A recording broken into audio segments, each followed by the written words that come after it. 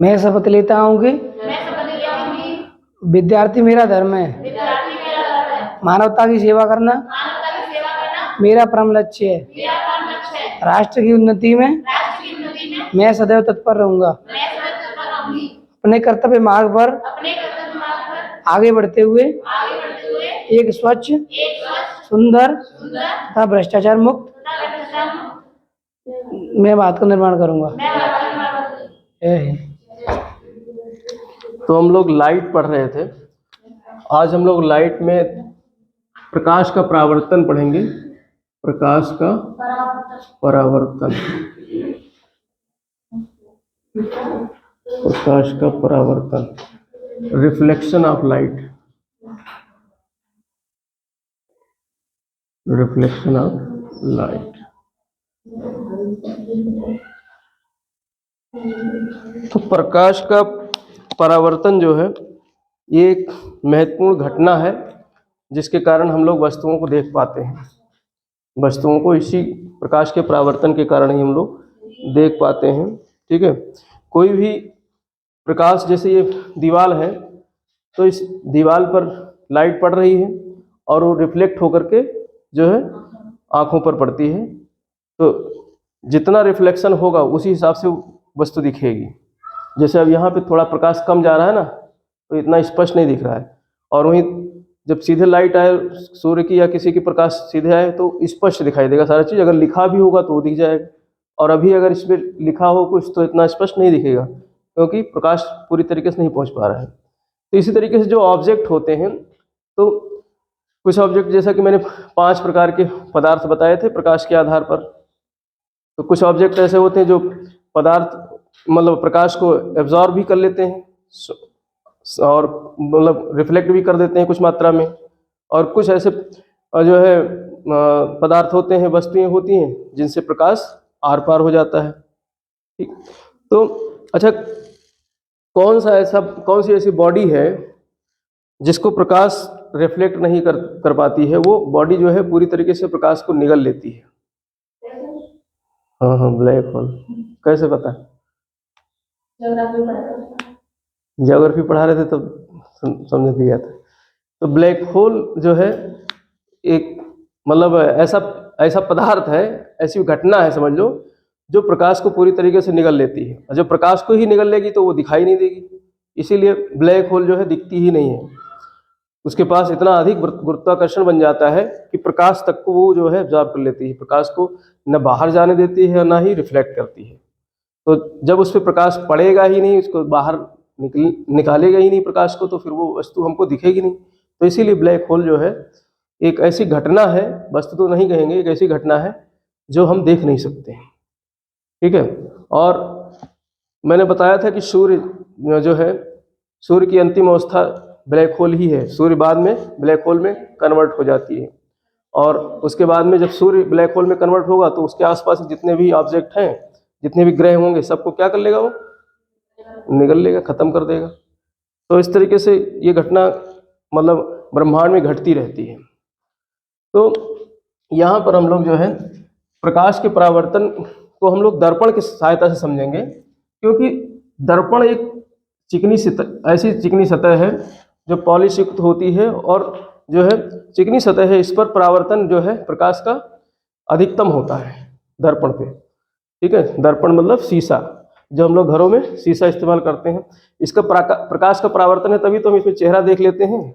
चेहरा दिख रहा है ना, तो वो नहीं दिख रहा है? अच्छा, देख लेना अपना, देखो दिखा, तो हमारा तो दिख रहा है। तो ये इस पर इसलिए दिख रहा है क्योंकि इस पर जो है लाइट का रिफ्लेक्शन ज़्यादा है। तो लाइट का रिफ्लेक्शन ज़्यादा है, इसीलिए शीशे पर जो है चेहरा हमको दिखता है। दीवार पे क्यों नहीं दिखाई देता है? क्योंकि दीवार जो है परावर्तन, एक तो चिकनी सतह नहीं, अभी दीवार को ही तुम खूब घिस करके चिकना कर दो, चिकनी सतह कर दो, जैसे संगमरमर वगैरह पत्थर है, तो संगमरमर वगैरह पत्थर पे देखा होगा आपने, मतलब चेहरा वगैरह हल्का हल्का दिखने लगता है। तो चिकनी सतह होनी चाहिए कुल मिलाकर के। तो चिकनी सतह का एल्बिडो परावर्तन, एल्बिडो भूगोल की भाषा में उसको एल्बिडो पढ़ते हैं। ठीक है, तो चिकनी सतह पर एल्बिडो अर्थात परावर्तन जो है सर्वाधिक होता है। तो इसलिए चिकनी सतह पर हमारा जो है इमेज उभर आता है, दिखाई दे जाता है। तो अब ये चिकनी सतह है कि नहीं है, ये चिकनी सतह भी है। और दूसरी बात जो है, इसके पीछे वाला हिस्सा जो है, मिरर के पीछे वाला हिस्सा क्या कर देते हैं, उसको सिल्वर ब्रोमाइड से कलर कर देते हैं। तो प्रश्न यहाँ से भी बनता है कि शीशे के पीछे जब कांच ही तो है, ये क्या होता है, कांच, और कांच के पीछे साइड में क्या कर देते हैं, सिल्वर ब्रोमाइड से कलर कर देते हैं, सिल्वर ब्रोमाइड का जो है पॉलिश लगा देते हैं। तो प्रश्न यहाँ से कई बार पूछा गया है कि शीशे पे किस चीज़ का पॉलिश लगाया जाता है, तो सिल्वर ब्रोमाइड का पॉलिश लगाया जाता है। और सिल्वर किसको कहते हैं, चांदी को। तो चांदी का भी परावर्तन सर्वाधिक होता है। अगर धातुओं में बात करें तो धातुओं में किसका परावर्तन सर्वाधिक होता है, चांदी का।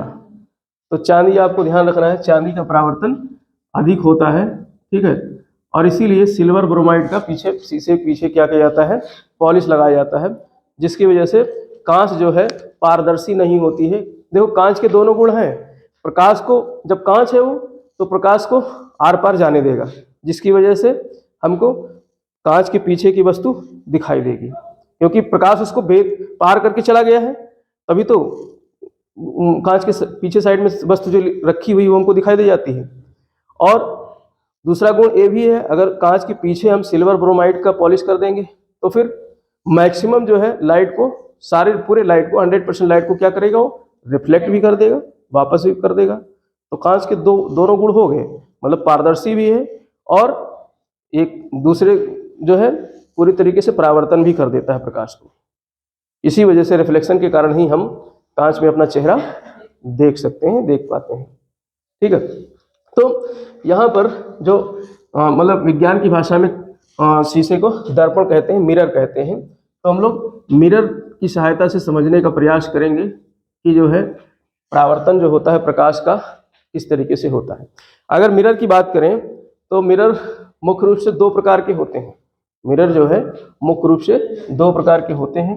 एक होता है आपका प्लेन मिरर, एक क्या होता है, प्लेन मिरर, ठीक। समतल दर्पण, कौन सा दर्पण, समतल दर्पण, जो हम लोग डेली यूज करते हैं कंघी उंघी करने के लिए, चेहरा देखने के लिए। लगभग सोकर उठते हैं तो दर्पण के ही पहले आदमी अपना ही चेहरा देखना चाहता है। सोकर उठेगा तो सबसे पहले चाय, अच्छा चाय पीती हो सब चाय पीना चाहते, नहीं। अब देखो शहरों में होगा, लेकिन अभी हिंदुस्तान में देहात में तो सब कोई बेड टी सब थोड़े नहीं लेते हैं कि सो बेड पे ही ले आओ चाय पी लें, भाई उसको बेड टी बोलते हैं। कि जो है बेड पे लेटे लेटे पता चला मुंह मंजन दातुन कुछ नहीं किया है, बस पहले चाय चाहिए। तो वो शहरी कल्चर है, ज़्यादा शहरुआ अपने आप को समझता है, तो वो ये मानता है कि हम बहुत ज़्यादा जो है अर्बनाइज्ड हो गए हैं, शहरीकरण हो गया है, बेड पर टी पीना बिना कुल्ला किए, वो अपने आप को सभ्य मानते हैं। तो असभ्यता की सबसे बड़ी निशानी है तो जो है चाहे बेड टी, लेकिन मोस्टली क्या है अब देखो, मतलब घर में, बाथरूम में, सब जगह शीशे को लगाया जाता है कि नहीं। जो है तो बहुत ऐसे लोग होते हैं जो दूसरे का चेहरा मतलब अशुभ मानते हैं, सुबह उठकर तो पहले अपने ही देखना चाहते हैं, तो अपने बेड के सामने ही लगा दिया कि जैसे नींद खुली सीधे हमारा चेहरा दिख जाएगा, ठीक है। तो नहीं, ये सही भी है, अगर बात उसके हिसाब से बात करें, ज्योतिष के हिसाब से, तो ये सही भी है, होना ये चाहिए। आप सोकर उठो तो सबसे पहले भाई मिरर नहीं है तो आप ऐसे अपने हाथों को इस तरीके से जोड़ लो, तो ये वाली रेखाएं दोनों जुड़ जाएंगी। फिर इसके बाद में इसमें अपना चेहरा देखने का प्रयास करो। चेहरा तो नहीं दिखेगा, लेकिन आपको अपना चेहरा याद तो है, तो उस चेहरे का इमेजिन यहाँ पे, मतलब इमेज यहाँ पे इमेजिन करो, तो ये रेखाएं रिफ्लेक्ट होकर के और आपके जो है दिमाग में जाएंगी, तो इससे भाग्य भी जो है आपका बदलेगा। तो सोकर उठो, सबसे पहले ऐसे देखा करो इस तरीके से। तो अच्छा, ये रेखाएं पता है, रेखाएं ये ऐसे क्यों बन जाती हैं जो, और सबसे ज़्यादा ये डार्क रेखा ये वाली क्यों बनती है, ये वाली रेखा और ये वाली रेखा डार्क क्यों बनती है? क्योंकि बच्चा जब जन्म लेता है, आपने देखा होगा ऐसे रहता है उसका हाथ, ऐसे रहता है, मुट्ठी बंद रहती है, बच्चा जन्म लेता है, उसको आप खोलने का प्रयास करोगे फिर बंद कर लेगा। जैसे कुत्ते की पूंछ होती है, टेढ़ी होती है, उसको आप सीधा करोगे तो टेढ़ा ही कर देगा। ऐसे ही बच्चा जन्म लेता है तो उसकी मुट्ठी बंद होती है और मतलब काफ़ी दिनों तक मुट्ठी बंद रहती है, फिर वो खोलोगे फिर बंद कर लेगा, खोलोगे फिर बंद कर लेगा। तो इस वजह से ये वाली रेखाएं जो होती हैं वो क्या हो जाती हैं, गहरी हो जाती हैं। ये वाली रेखाएं गहरी हो जाती हैं। अगर आपके हाथ की भाग्य रेखा नहीं बनी है, कौन सी, ये वाली रेखा भाग्य रेखा कहलाती है, ये वाली रेखा भाग्य रेखा। जैसे हमारे हाथ में भाग्य रेखा सही नहीं बनी है, हमारा भाग्य बहुत बेकार है, भाग्य रेखा सही नहीं बनी, तो भाग्य रेखा को बनाने के लिए आप डेली जो है ये वाली उंगली, दोनों उंगलियों को सोते समय बांध लो, ऐसे ही किसी से बंधवा लो दोनों हाथ की उंगलियों को, लगातार जो है 2-3 महीने ऐसा कांड करो तो भाग्य रेखा बनना शुरू हो जाएगी हाथों में। भाई लॉजिक तो यही है ना कि बच्चा जन्म लेता है तो हाथों को मुड़ा रहती है, इसलिए उसकी ये वाली रेखाएं ज़्यादा डार्क बन जाती हैं। इसी वजह से कारण यही है, वैज्ञानिक कारण तो यही है। तो रेखाएं हम अपने हाथ में बना सकते हैं, इसीलिए तो कहा जाता है भाग्य इंसान खुद बनाता है। बिल्कुल होता है, क्यों नहीं होता है भाग्य। भाई देखो ये सब मान्यताएं हैं, ऐसा कुछ नहीं है कि जो है, और हाँ बस मतलब जो जितना जो करता है उसको उतना मिलता है, उसी हिसाब से रेखाएं बनती चली जाती हैं। तो जो है मिरर की हम लोग समतल दर्पण की बात कर रहे हैं। तो समतल दर्पण जो है दर्पण 2 प्रकार के होते हैं, प्लेन मिरर समतल दर्पण, और एक होता है गोलीय मिरर, स्फेरिकल, एक होता है स्फेरिकल मिरर, इसको बोलते हैं गोलीय दर्पण। गोलीय दर्पण किसी ऐसे कांच हो, गोलादार हो, अंदर से हो खोखला, इस तरीके से गोला कांच हो और इसको बीच से काट दिया जाए, इसको बीच से काट दिया जाए। अब ये गोला है इसीलिए गोलीय दर्पण कहते हैं। जब इसको बीच से काट दोगे तो एक हिस्सा तो हमको ये मिल जाएगा, एक हिस्सा हमको ये मिल जाएगा, ठीक है। और इस पर हम क्या करें, सिल्वर ब्रोमाइड का पेंट कर दें। 2 तरीके से कर सकते हो पेंट, एक तो आप इसके पीछे साइड से कर दो सिल्वर ब्रोमाइड का पेंट, एक तो पीछे साइड से कर दो। तो इसके अंदर जो ये गुफा टाइप की दिख रही है ना, अंदर गुफा टाइप की, तो ये जो दर्पण बनेगा इसको बोलेंगे, चूंकि गुफा है तो गुफा नाम में आना चाहिए, तो इसको कनकेव दर्पण मिरर बोलते हैं। कॉनकेव मिरर बोलते हैं, कॉनकेव मिरर, ठीक। हिंदी में बोलते हैं अवतल दर्पण, हिंदी में बोलते हैं अवतल दर्पण, ठीक, क्योंकि ये गुफानुमा है इसलिए इसको बोलते हैं कॉनकेव मिरर, अवतल दर्पण। और दूसरा हिस्सा मान लो इस तरीके से, इधर वाला हिस्सा जो है आपने लिया था और इसमें क्या किया, अंदर से पेंट कर दिया। इसमें क्या किया, अंदर से। भाई 2 स्थितियां बनती है पेंट करने की, या तो बाहर से पेंट करो या अंदर से करो। जब अंदर से पेंट कर दोगे तो शीशा मतलब चेहरा किधर दिखेगा, पीछे साइड में इधर दिखेगा, प्रकाश इस पे इधर पड़ेगी, तो ये उभरा हुआ हिस्सा है शीशे का, ये उभरा हुआ हिस्सा है, इसलिए इसको उत्तल दर्पण बोलते हैं। इसको क्या बोलते हैं, उत्तल दर्पण। अंग्रेजी में बोलते हैं कॉन्वेक्स मिरर, कॉन्वेक्स मिरर, ठीक है। तो ये गोलीय दर्पण 2 प्रकार के होते हैं। गोलीय दर्पण जो है 2 प्रकार के होते हैं, कॉनकेव मिरर और कॉन्वेक्स मिरर। और समतल दर्पण तो देखा ही है। और ये तीनों प्रकार के, अब ये 3 प्रकार के दर्पण हो गए। अब कितने प्रकार के हो गए, 3 प्रकार के। तो मोस्टली 3 प्रकार के दर्पण होते हैं, प्लेन मिरर, कॉनकेव मिरर और कॉन्वेक्स मिरर। अब इन तीनों प्रकार के मिरर पर जो है प्रकाश का क्या होता है, परावर्तन होता है प्रकाश, और इनका दैनिक जीवन में काफ़ी उपयोग है। यहाँ तक कि वैज्ञानिक उपकरण भी बहुत सारे इन सिद्धांतों पे काम करते हैं। सिर्फ प्रकाश का ही परावर्तन नहीं करते हैं, जितने भी किरणें आती हैं, चाहे इलेक्ट्रोमैग्नेटिक किरण हो या आप जो है इंफ्रारेड किरण हो, या जिसकी वजह से आप लोग टीवी देखते हो, ये सब किरणें ही तो हैं, रेज हैं, ये सब आती हैं। तो इन सब का भी प्रकाश की भांति क्या होता है, सतह से रिफ्लेक्शन होता है, सतह से रिफ्लेक्शन होता है। तो इसलिए दैनिक जीवन में इन तीनों प्रकार के आकृतियों का, चाहे मिरर के रूप में है चाहे किस रूप में, आकृति के रूप में है, इनका उपयोग किया जाता है। अभी आज हम लोग सीखेंगे कि किस तरीके से कुछ चीज़ें हैं, कुछ उपकरण हैं जो काम आती हैं इनके वजह से। तो एक एक करके हम लोग बारी बारी से देखते हैं प्रैक्टिकली। समतल मिरर की बात करें अगर, प्लेन मिरर की,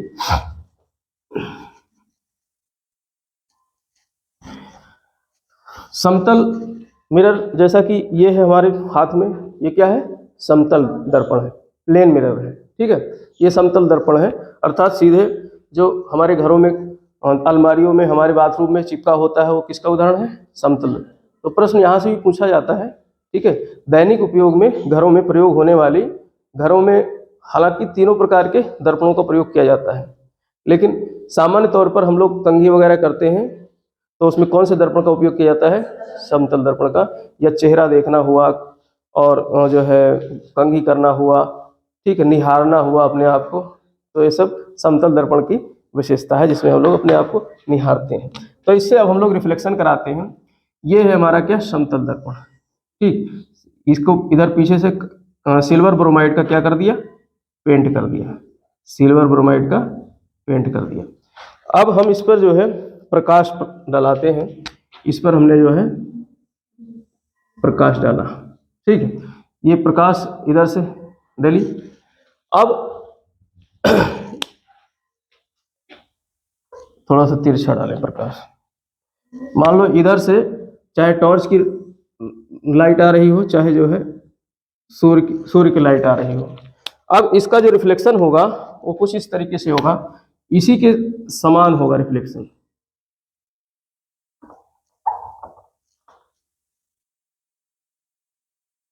ठीक है। ये तो प्रकाश जो आ रहा है, इसके लिए 2-3 टर्म्स है, याद रखो। प्रकाश अगर इस सतह पर पड़ रहा है, किसी चिकनी सतह पर, तो उसको बोलते हैं आपतित किरण। कौन सा किरण? आपतित किरण। ठीक है। आपतित मतलब आना, आपतित मतलब आना। और ये सतह पर पड़ा, जहां पर पड़ा उसको बोलते हैं आपतित बिंदु। उसको क्या बोलते हैं? आपतित बिंदु। और वापस चला गया जहां से टकरा करके जिस आपतित बिंदु से, तो इसको क्या बोलते हैं? आपतित परावर्तित, हाँ, परावर्तित किरण। इसको बोलते हैं परावर्तित किरण। परावर्तित किरण ये है आपतित किरण। और आपतित बिंदु पर इसकी किरण पड़ी और फिर यहां से क्या हो गया? इसका परावर्तन हो गया, तो ये कहलाया परावर्तित किरण। अगर हमारे पास टॉर्च होता और हम इस पर जो है सीधे टॉर्च की रोशनी ऐसे मारते इस तरीके से, तो वहां से परावर्तित होकर अगर सीधे हमने मारा तो वहां से लाइट कहाँ पड़ेगी? हमारे चेहरे पे ही पड़ेगी। हमारे चेहरे पे भी एकदम बिल्कुल स्ट्रेट होना चाहिए 90 डिग्री पे। अगर 90 डिग्री पे टॉर्च हम ऐसे जलाएं तो वहां से परावर्तित होकर हमारे चेहरे पे आएगी। और इसलिए यहाँ पर हमने इसको तिरछा बनाया है, क्योंकि इसकी किरण को हमको दिखाना था। अगर हम सीधा 90 डिग्री बना देते तो दूसरी लौटती हुई किरण भी इसी के साथ आती। इससे एक बात सिद्ध हो गया कि जो परावर्तित किरण है समतल सतह पर पड़ेगी, तो वो आपतित किरण है जब समतल सतह पर पड़ेगी तो उसका परावर्तन उसी मतलब उतने ही एंगल पे होगा जितने एंगल से आपतित किरण आई थी। आपतित किरण आई थी मान लो ये 40 डिग्री के एंगल पे, तो परावर्तित किरण कितना डिग्री का कोण बनाएगी? 40 डिग्री का। अब इस कोण को कैसे निकालते हैं, कैसे पता करेंगे? तो एक हम क्या डालते हैं? अभिलंब डालते हैं। एक क्या डालेंगे? अभिलंब। तो ये हमने क्या डाल दिया? एक अभिलंब डाल दिया। ये क्या डाल दिया? तो इसको बोलते हैं अभिलंब। ये सब थोड़ा सा मतलब समझाने के लिए डाल रहा हूं, ज्यादा इसका उपयोग नहीं है। तो अभिलंब डाल दिया। अब अभिलंब से तो प्रश्न यहां से बनता है कि कोण जो है किसी मिरर पर आपतित किरण और परावर्तित किरण के कोण का मापन किससे किया जाता है? अभिलंब से। किससे किया जाता है? अभिलंब से, ना कि मिरर की सतह से। मिरर की सतह से नहीं किया जाता है। तो ये प्रश्न यहाँ से कभी कभी आ जाता है अभिलंब से। अब यहाँ से मापेंगे तो इसका कोण तो ये हो गया आपतित किरण का, और परावर्तित किरण का कोण ये हो गया। दोनों का साइज, दोनों का एरिया आपको बराबर दिख रहा है, ठीक है। तो यानी कि अगर 40 डिग्री का कोण बनाया आपतित किरण ने, तो 40 डिग्री का ही कोण बनाएगा क्या? परावर्तित किरण का। भाई 90 डिग्री मान लो ये आपतित किरण है, ये क्या है? आपतित किरण। जो अगर इसमें हम अभिलंब डालेंगे सीधे मतलब इसके उससे, तो अभिलंब अभी ऐसे 90 डिग्री का बनेगा इसका, तो अभिलंब डालेंगे तो 90 डिग्री का बनेगा। और अगर यहाँ से इसका किरण का परावर्तन हो रहा है तो सीधे ही तो होगा, इससे टकरा करके वापस सीधे ही तो जाएगी, वापस सीधे ही जाएगी। तो कितने डिग्री का कोण बना रहा है? 90 डिग्री का कोण ये बना रहा है, 90 डिग्री का कोण ये बना रहा है। यहाँ पर अभिलंब ऐसे लंब डलेगा अभिलंब, तो इस तरीके से 90 डिग्री का कोण बना रहा है। तो इससे जो है एक बात सिद्ध हो जाती है कि समतल मिरर पे, यहाँ पे प्रश्न पूछा जाएगा, जो समतल दर्पण है, प्लेन दर्पण है, प्लेन मिरर है, उस पर जो है आपतित किरण और परावर्तित किरण का कोण कैसा होगा? असमान होगा कि समान होगा? समान होगा, बराबर कोण बनेगा, ठीक है। तो ये समतल दर्पण का ये उपयोग होता है। इसी वजह से जो समतल दर्पण होता है इसमें हमारे जो हम शरीर जो भी वस्तु देखते हैं वो वस्तु जो है कैसे दिखाई देती है, एक ही साइज की, मतलब जिस साइज की वस्तु है वही दिखाई देगी।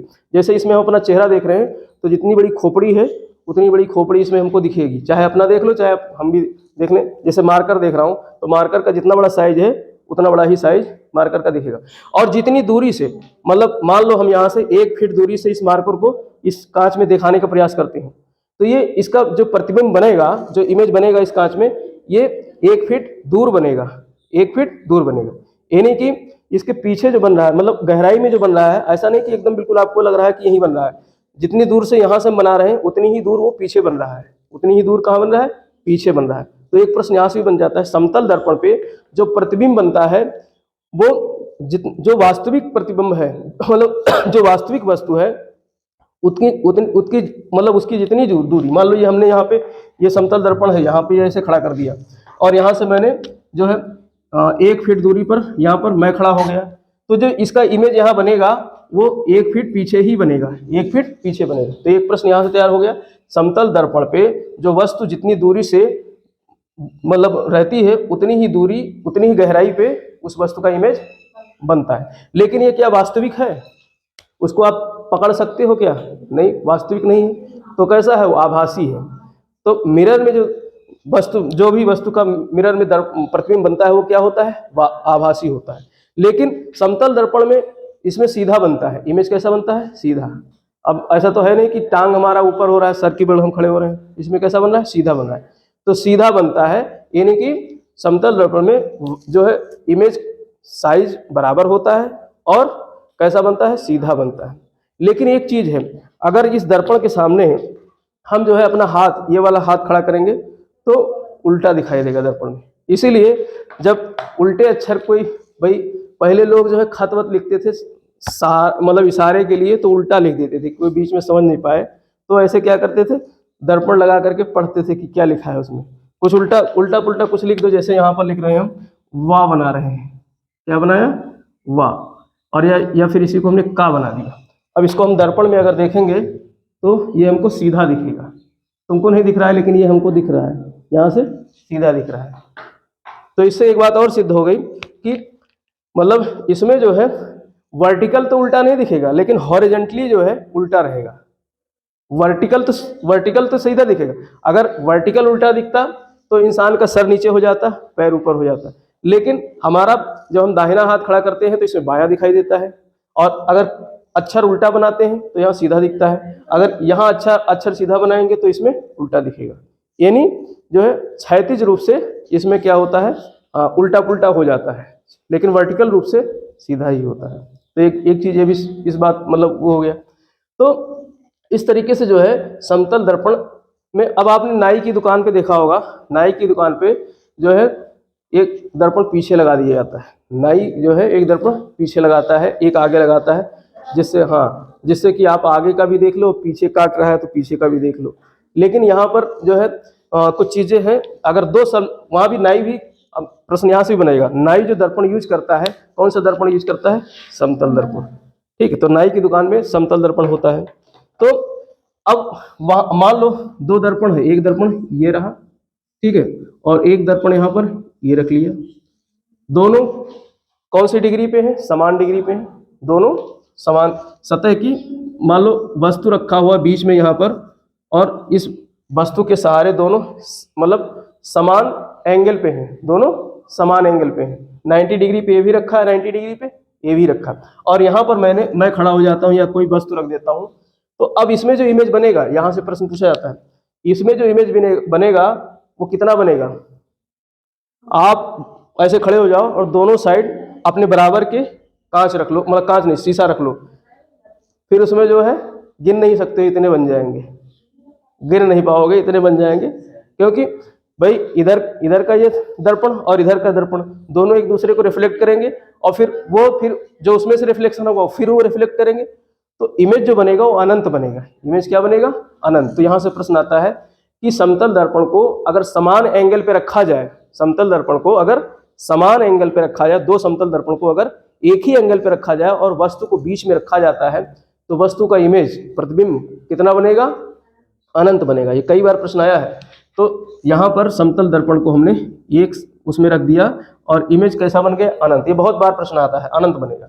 लेकिन अगर समतल दर्पण को इस तरीके से मान लो, एक दर्पण ये हो गया, किसी एंगल पे रखा गया, और एक दर्पण ये हो गया मान लेते हैं, और ये इसका क्या हो गया, मतलब एक्सिस हो गया। अब यहाँ पर हमने एक वस्तु रख दी, यहाँ पर क्या रख दी, वस्तु। एक दर्पण ये है और एक दर्पण ये है, ठीक। और मान लेते हैं एंगल हमने ये 60 डिग्री लिया, 60 डिग्री के एंगल पे, 60 डिग्री के एंगल पे ये दर्पण रखा है और 60 डिग्री के एंगल पे ये दर्पण रखा है। ऐसे समझ लो, ये दर्पण है और ये एक दर्पण ये है, ठीक, ऐसे। अब इसके बीच में, लेकिन ये समतल दर्पण नहीं है, ठीक है।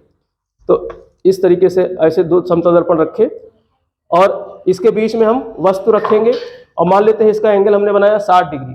तो इसमें कितने इमेज बनेंगे, इसका कैसे पता चलेगा? इसमें अनंत नहीं बनेंगे, इसमें गिन सकते हैं इतने इमेज बनेंगे। तो इसको कैसे निकाला जाता है, 360 डिग्री का पूरा जो है सर्किल होता है।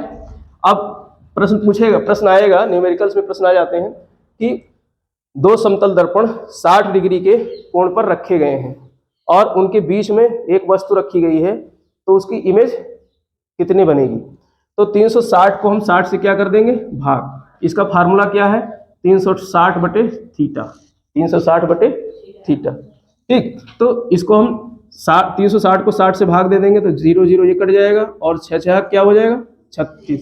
तो 6 उत्तर आएगा, लेकिन 6 इमेज नहीं बनेगा, 6 इमेज नहीं बनेगा, इमेज 5 बनेगा। अब ये संख्या 6 क्या है, सम संख्या है, इवन नंबर है। 6 क्या है, इवन नंबर है।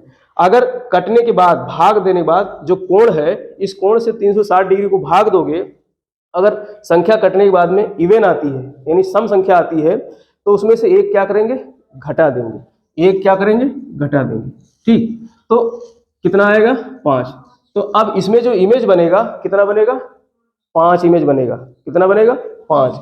और अगर यही संख्या आती 7 तो इसमें घटाते नहीं। 7 कौन सी संख्या है, विषम संख्या है, ऑड नंबर है। तो 7 अगर आता कटने के बाद में, तो फिर उसमें इमेज कितने बनते, 7 ही बनते। तो प्रश्न यहाँ से कभी पूछा जाता है, कैसे पूछा जाएगा कि दो दर्पण इस एंगल से रखे हुए हैं। मान लो 40 डिग्री के एंगल से रखे हैं, मान लो। अब बताओ, अगर 40 डिग्री के एंगल से दो दर्पण रखे हैं तो उसमें कितने इमेज बनेंगे, हल करके बताओ, निकालो। दो दर्पण 40 डिग्री के एंगल पे रखे हुए हैं तो उसमें कितने इमेज बनेंगे,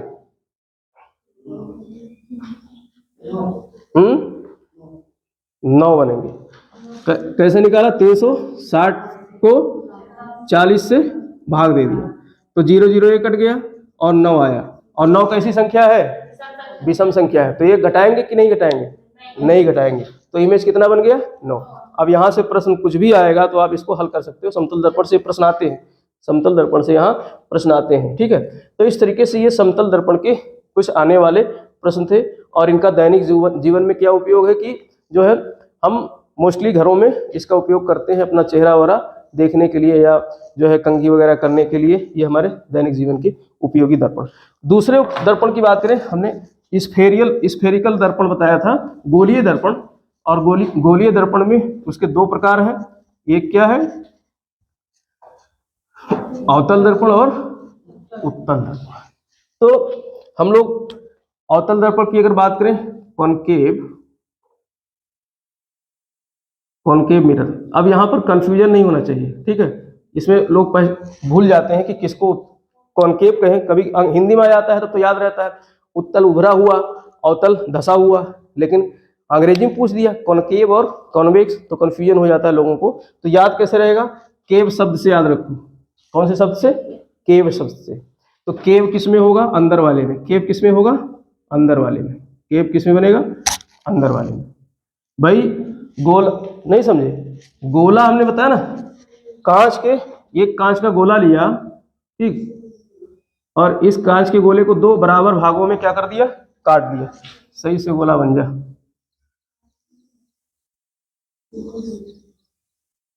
ये है कांच का गोला, ठीक। और इस कांच के गोले को 2 बराबर भागों में हमने क्या कर दिया, काट दिया। तो इधर वाला हिस्सा हमने मिटा दिया। अब ये 2 बराबर भागों में कट गया। ये मुझे मिला और अब इसको बनाना है मुझको कौन सा, कॉनकेव मिरर। तो अब पॉलिश कहाँ करेंगे, पीछे की सतह पर। पॉलिश कहाँ करेंगे, पीछे, उत्तल वाला उभरा वाला हिस्सा इधर क्या करेंगे हम, पॉलिश करेंगे। किस चीज का पॉलिश करेंगे, चांदी की, चांदी की सतह बनाएंगे, सिल्वर ब्रोमाइड बनाएंगे। चांदी सीधे नहीं लेंगे, चांदी फिर महंगा पड़ेगा, उसको किस रूप में, सिल्वर ब्रोमाइड के रूप में, सिल्वर ब्रोमाइड का पॉलिश करेंगे इस तरीके से। ठीक, अब देखते हैं इसमें इमेज कैसे बनेगा। इसमें जो है मान लेते हैं एक किरण यहाँ से गई, एक किरण जो है यहाँ से गई, और एक किरण जो है यहाँ से गई। अब ये किरण इधर से तो कर्व है, इधर से कर्व है, तो इधर तो रिफ्लेक्ट होगी नहीं, इधर तो ये रिफ्लेक्ट होगी नहीं, ऐसे इधर नहीं रिफ्लेक्ट होगी, तो इसका रिफ्लेक्शन किधर होगा, अंदर साइड को, इधर को होगा। इसका रिफ्लेक्शन इधर को होगा। ऐसे इसका भी रिफ्लेक्शन किधर होगा, इधर को होगा, अंदर साइड में। तो अब यहाँ पर कहीं ना कहीं दोनों जगह, मतलब एक जगह दोनों किरण मिलेंगी। ये तो आपतित किरण हो गया, और जो रिफ्लेक्ट हुआ ये क्या हो गया, परावर्तित किरण। ये क्या हो गया, परावर्तित। तो मान लो कहीं अगर किसी दूर से, अनंत दूरी से अगर कोई किरण आ रही है तो सीधे आती है। अनंत दूरी से कोई किरण आ रही है तो कैसे आती है, सीधे आती है। तो ये सीधे किरण आ रही है, और सीधे किरण आकर के किससे टकराई, कॉनकेव मिरर से। सीधे किरण आकर के किससे टकराई, अवतल दर्पण से।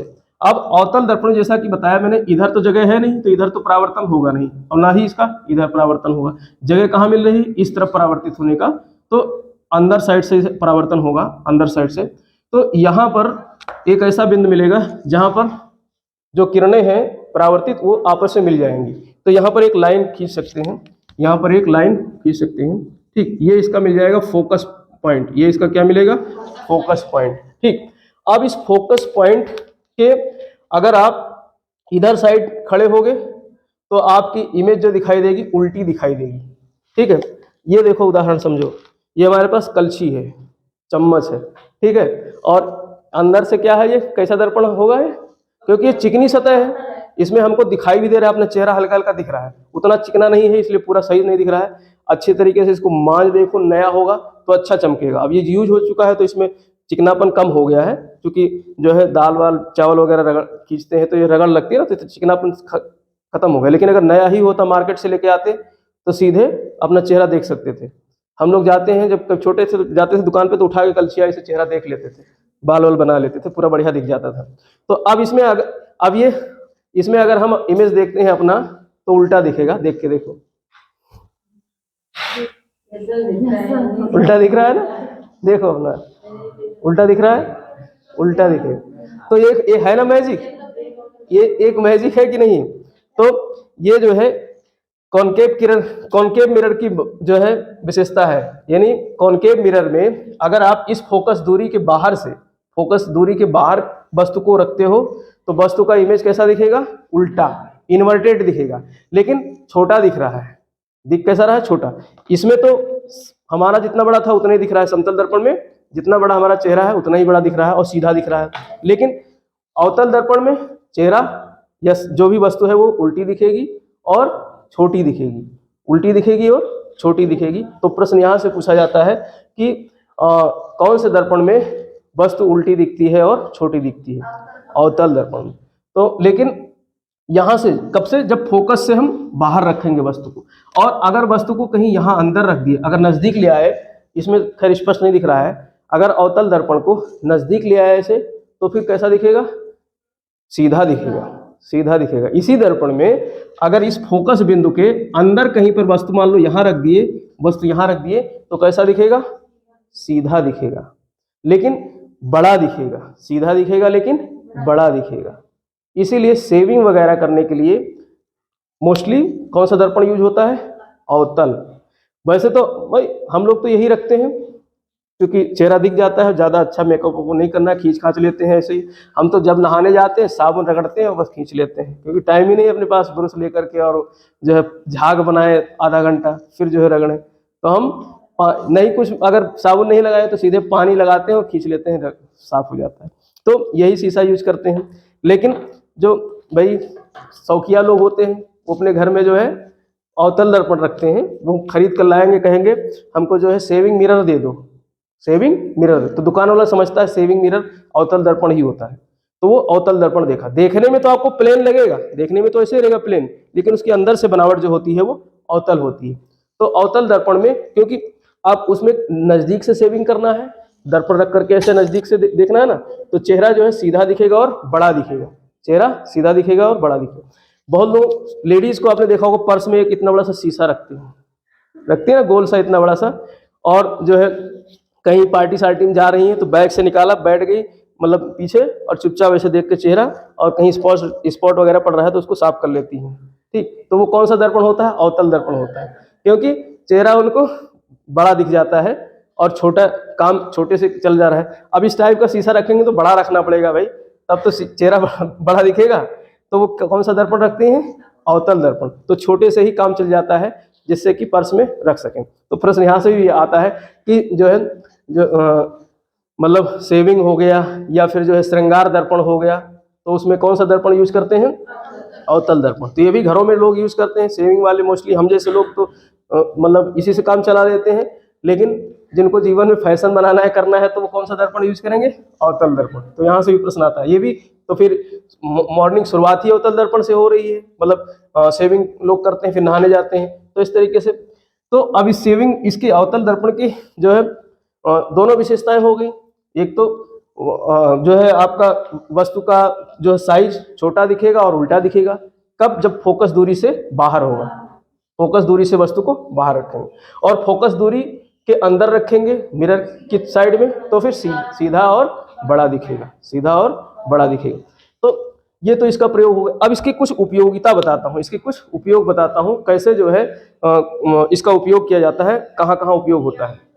तो सबसे पहले तो इसका उपयोग जो होता है, हमारे जो गाड़ी वगैरह होती हैं, हमारी जो गाड़ियाँ होती हैं उसमें आपने देखा वो हेडलाइट लगी होती है, हेडलाइट होती है ना, सीधे लाइट सीधे उसका वो जाता है, या टॉर्च, या टॉर्च, जैसे ये हमारा क्या है? टॉर्च है, ठीक ये क्या है? टॉर्च। टॉर्च है नहीं, टॉर्च नहीं, लेकिन टॉर्च जैसा ही। हाँ, इसको हमारे भूगोल में जो है ये उपयोग में आता है। पानी जैसे बारिश में इसको रख दो और नीचे जो है मीटर गेज, वो रेन गेज लगा देते हैं, तो वर्षा का पानी इसमें इकट्ठा होकर के नीचे जाता रहता है। ठीक है, तो ये रेन गेज के काम में आता है हमारे जो है, उसका ये नपनिया है, नपनिया तो बोलते हैं हिंदी में, तो वो है। लेकिन ये हम टॉर्च था नहीं, तो इसका टॉर्च के रूप में उपयोग कर रहे हैं। अब इसका आकार कैसा है? कॉनकेव है, गुफा टाइप का है ना, केव टाइप का, तो इसका आकार कैसा हो गया? कॉनकेव टाइप का। ठीक, अगर इसमें बाहर साइड से पॉलिश कर दे या कांच मान लेते हैं, तो इसमें अगर हम अपना वो देखेंगे अक्स वगैरह देखेंगे तो उल्टा दिखेगा, और नज़दीक लाएंगे तो सीधा दिखेगा। लेकिन जो हमारी हेडलाइट होती है, टॉर्च जो होती है, उसमें फोकस बनाना है, उसमें क्या करना है? फोकस। तो ये किस सिद्धांत पे काम करता है? इसका ये तरीका होता है कि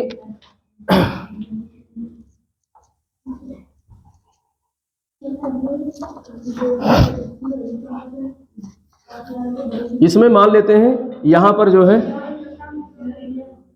यहाँ पर आप खड़े हैं, ठीक, और ये फोकस हमने बताया था, यहाँ पर क्या है? फोकस। और इस फोकस पे ही क्या करें? बल्ब लगा देते हैं, प्रकाश का स्रोत कर देते हैं। इसी फोकस पे क्या कर देते हैं? प्रकाश का स्रोत। तो अब ये जो है, इसका जो किरण जो पड़ेगी वो इधर भी जाएगी, इधर भी जाएगी, इधर भी जाएगी, किरण ऐसे जाएगी। मतलब फोकस को ही क्या बना दे हम? बल्ब, मतलब केंद्र बना दे किसका? प्रकाश का। प्रकाश स्रोत का केंद्र कहाँ बना दे? फोकस को। जहाँ फोकस पड़ रहा है उसी को बना देते हैं। तो फिर इसका रिफ्लेक्शन जो होगा, अब ये कैसे रिफ्लेक्ट होगा? ये लंबवत। ये कैसा रिफ्लेक्ट होगा? लंबवत। यहाँ से जो टकराएगी सीधे ऐसे जाएगी, यहाँ जो टकराई सीधे ऐसे गई, यहाँ ऐसे सीधे गई, तो ये सीधे प्रकाश जाएगी। अब सीधे, इसीलिए तो टॉर्च में देखा होगा, टॉर्च जलाते हैं तो उसकी प्रकाश सीधे जाती है और बंद करके जाती है। इसी प्रकार से हेडलाइट जो होती है गाड़ियों में, मोटरसाइकिल में, कार वगैरह में, ट्रक वगैरह में जो हेडलाइट आगे लगाए जाते हैं, तो उसमें कौन सा मिरर यूज किया जाता है? अवतल दर्पण। कौन सा मिरर? अवतल दर्पण। क्यों? क्योंकि अब यहाँ पर बल्ब कहाँ लगाया जा रहा है? फोकस की दूरी पे। भाई लंबा बल्ब यहाँ, भाई यहाँ होल्डर रहता है, लंबा बल्ब लगा देते हैं। इसलिए आप ध्यान से देखना, जो इसका बल्ब होता है, ये बल्ब का कमाल नहीं है, ये दर्पण का कमाल है। तो प्रश्न यहाँ, इंडिकेटर अलग चीज है, इंडिकेटर में फोकस थोड़े नहीं बनाना है। इंडिकेटर में वो तो चमकाना है कि पीछे लोग आ रहे हैं उनको दिख जाए, तो वो इंडिकेटर में नहीं, जो हम उसमें यूज़ करते हैं अपने फ्रंट लाइट में, सामने वाली लाइट जो, हाँ, तो उसमें कौन सा ये जो है अवतल दर्पण का यूज़ करते हैं, क्योंकि यहाँ पे बल्ब बीचों बीच में लगाया जाता है और बल्ब से जो प्रकाश है वो रिफ्लेक्ट होता है और सीधे जाता है, सीधे फैलता नहीं है, सीधे यूनिडायरेक्शनल होता है। कैसा होता है? एक दिशा में होता है, उसका प्रकाश जो है एक दिशा में होता है, इसलिए दूर तक उसका प्रकाश चला जाता है। तो सर्च लाइट में और ट्रक वगैरह में, टॉर्च वगैरह में, तो प्रश्न यहाँ से पूछा जाएगा, टॉर्च में और कार की हेडलाइट में, ट्रक के हेडलाइट में कौन से दर्पण का इस्तेमाल किया जाता है? अवतल दर्पण का। तो इसमें अवतल दर्पण का इस्तेमाल करते हैं, इस वजह से एक फोकस बन जाता है और लंबी दूरी तक उसका प्रकाश पहुंचता है। तो यहाँ से प्रश्न बनेगा अवतल दर्पण से। और अवतल दर्पण का उपयोग जो है एक जगह और होता है, डेंटिस्ट करते हैं। कौन करते हैं? डेंटिस्ट, दांत जो है वाले डॉक्टर करते हैं। भाई दांत में कैविटी है, दांत में अंदर मतलब कुछ हो गया, घाव वगैरह हो गया या अंदर गड्ढा हो गया, तो ऐसे मुंह खोल करके अंदर थोड़े नहीं घुसाड़ेगा, खोपड़ी अपनी और देखेगा डॉक्टर खिलाओ देख लेते हैं, तो वो जो है अवतल दर्पण का इस्तेमाल करेगा। तो क्योंकि उसमें मैंने जैसा कि बताया, नज़दीक से जब दर्पण यूज करोगे तो वस्तु सीधी और बड़ी दिखाई देगी, तो ऐसे मुंह में घुसेड़ देता है अवतल दर्पण, कहेगा मुंह है दांत खोल के। तो मान लो हमारे अंदर वाले दांत में जो है कैविटी है, गड्ढा है, तो वो क्या करेगा, ऐसे मुंह में घुसेड़ेगा, फिर उसके वो वहां से प्रकाश रिफ्लेक्ट होगा, फिर अंदर जो दांत है, जो कौन सा दांत कहेंगे, चौह वाला दांत, तो चौह वाला दांत चाहे ऊपर का हो चाहे नीचे का हो, वो दोनों वहां पे रिफ्लेक्ट होगा और बड़ा भी दिखाई देगा। ठीक है, तो और रखेगा कैसे? फोकस दूरी और उसके मिरर के बीच में नजदीक रखेगा तो बड़ा दिखाई देगा और सीधा दिखाई देगा, बड़ा दिखाई देगा और सीधा दिखाई देगा। तो डॉक्टर, तो प्रश्न यहाँ से आएगा, डेंटिस्ट जो यूज करते हैं दर्पण दांत देखने के लिए मरीजों के, तो कौन से दर्पण का इस्तेमाल करते हैं? अवतल दर्पण का। तो यहाँ से भी प्रश्न आएगा अवतल दर्पण का। ठीक है, और इसके अलावा एक हम लोग टीवी देखते हैं तो आजकल जो है छतरी लगाई जाती है। छतरी ऐसे ही तो होती है, छतरी ऐसे ही तो होती है। कौन से छतरी, कौन से मतलब सतह है, अवतल है या उत्तल है? अवतल, क्योंकि अंदर साइड में उसका फोकस लगाते हैं ना, एक डिबिया सी लगाते हैं, एक डिबिया लगाते हैं यहाँ पर, ऐसे देखो इस तरीके से, यहाँ एक डिबिया लगा देते हैं, ऐसे डिबिया लगा देते हैं ना, और पीछे जो है इस तरीके से ऐसे गाड़ देते हैं इस जमीन में, और इस तरीके से ये कुछ, ये मान लो एंटीना है, ये क्या है? एंटीना। अब इसमें जो है, जैसा कि मैंने बताया कि मैंने बताया था कि केवल प्रकाश का ही रिफ्लेक्शन नहीं होता है, जितनी भी तरंगे आती हैं तो इसमें जो है इलेक्ट्रोमैग्नेटिक रेज आती हैं या कोई भी करंट रेज आए तो उन रेज को भी रिफ्लेक्ट करती हैं। तो ये क्योंकि मान लो सैटेलाइट से यहाँ से रेज आई, सैटेलाइट से ऐसे, और दूरी ज़्यादा दूर से रेज आएगी तो सीधी आएगी, मैंने बताया था ना, ज़्यादा दूर से रेज आएगी तो सीधी आएगी। तो एक रेज इधर से आ रही और एक रेज ऐसे आ रही है, मान लो दो ही रेज में बनाता हूँ, तो ये रेज रिफ्लेक्ट होकर के इधर तो जाएगी नहीं, इधर तो जाएगी नहीं, अंदर की साइड में आएगी ना, तो अंदर की साइड में, और ये जो ये वाला जो फोकस लगाया जाता है इसको फोकस वहाँ भी कहते हैं, तो इसी पे यहाँ पर रिफ्लेक्ट होगा, ऐसे आएगा, और इधर से टकरा करके इसी पे आएगा। ठीक, इसीलिए छतरी हिल जाती है तो जाते हैं घुमाते हैं, और उसको जो उसमें ढक्कन डब्बा सा होता है उसको ठोंकते पीटते हैं, घुमाते घुमाते हैं कि सेंटर में आ जाए। ठीक, तो ये जो है, जो किरण आई रिफ्लेक्ट होकर के कहाँ पड़ी? इस फोकस पे।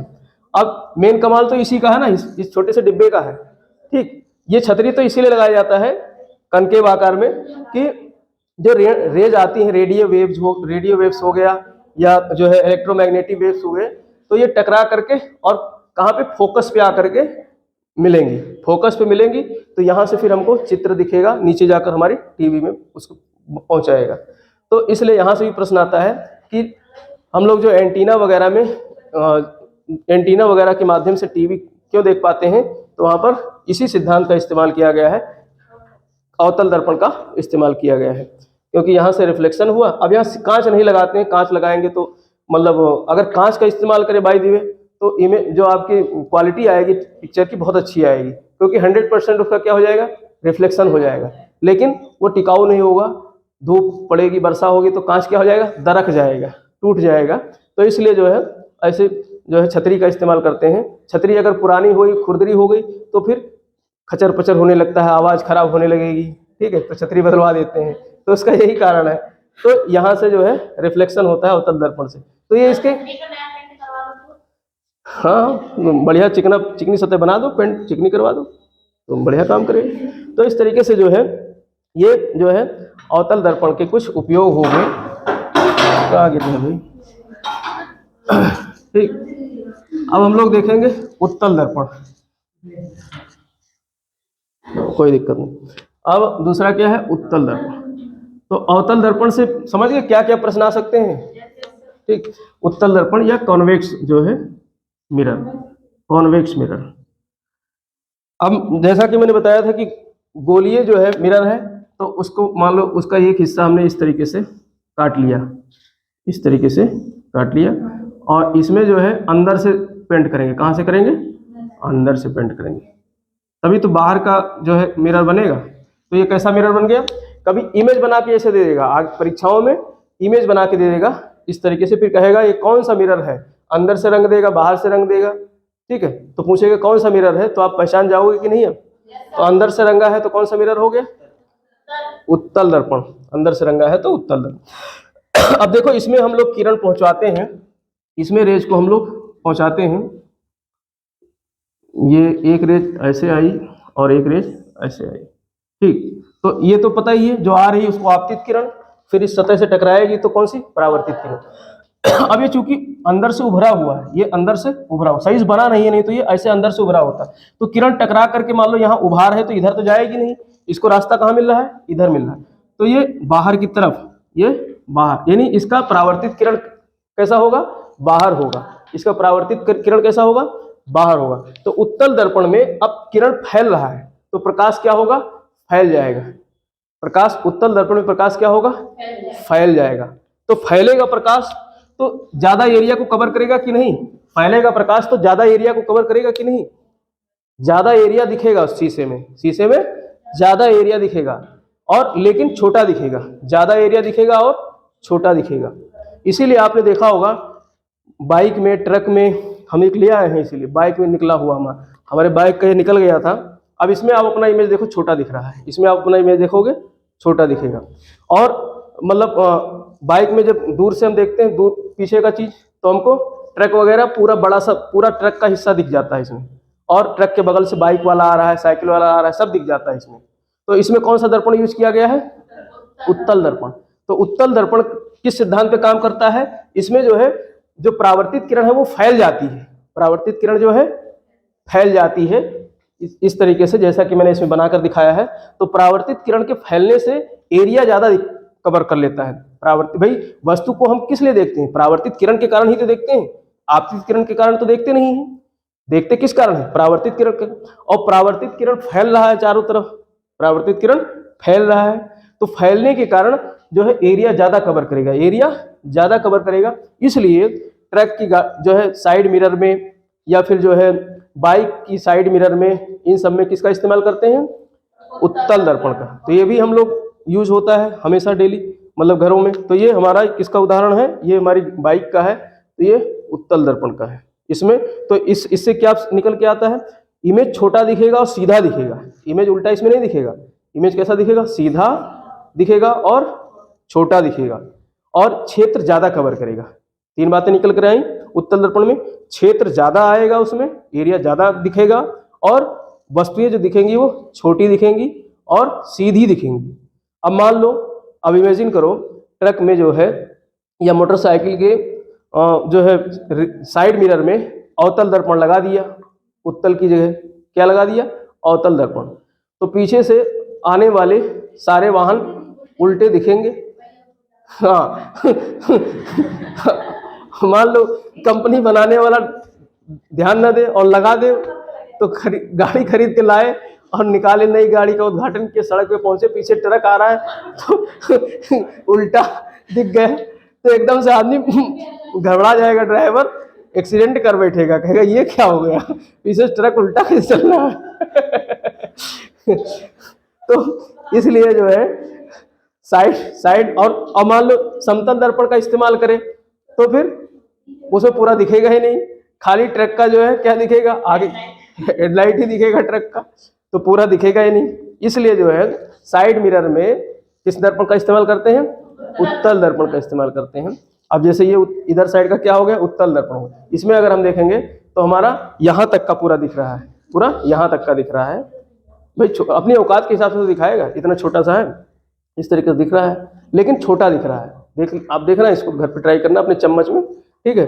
तो जो है सीधा दिखेगा और छोटा दिखेगा, तो ज्यादा एरिया कवर कर रहा है ये। अब इसमें अब आप देखो, मतलब है, आप कहोगे ऊपर से प्लेन है, ऊपर से प्लेन है और गुरुजी कह रहे हैं जो है उत्तल दर्पण है, तो अंदर से इसकी इसीलिए इसको इस तरीके से फूला हुआ है, इसको अंदर से इसका जो है डिजाइन ऐसा बनाया गया, ऊपर से लेमिनेट कर दिया गया है कांच का, मतलब सतह समतल बना दिया गया है, लेकिन इसमें जो दर्पण यूज किया गया है उत्तल दर्पण यूज किया गया है, ठीक है। तो इस तरीके से जो है उत्तल दर्पण कहाँ यूज होता है, तो प्रश्न यहाँ से पूछा जाता है उत्तल दर्पण कहाँ यूज होता है, गाड़ी वगैरह के, एक तो रियर जो है मिरर के रूप में, साइड मिरर के रूप में। रियर मिरर क्या होता है, जो कार वगैरह में अंदर से जो लगे होते हैं वो रियर मिरर होते हैं। तो रियर मिरर में भी क्या यूज करते हैं, उत्तल दर्पण। साइड मिरर में भी क्या यूज करते हैं, उत्तल दर्पण। तो हाँ, तो ये प्रश्न यहाँ से आएगा, इसलिए ध्यान रखना आप। तो ये इसमें जो है परावर्तित किरण फैलती है, इस वजह से एरिया ज्यादा कवर हो जाता है, ठीक है। तो ये सब इसके क्या हो गए, उपयोग हो गए इन दर्पणों का। यहाँ से प्रश्न आते हैं, अक्सर पूछे जाते हैं, इसलिए इसको हमने यहाँ बताया, ठीक। अब अगले क्लास में हम लोग देखेंगे जो है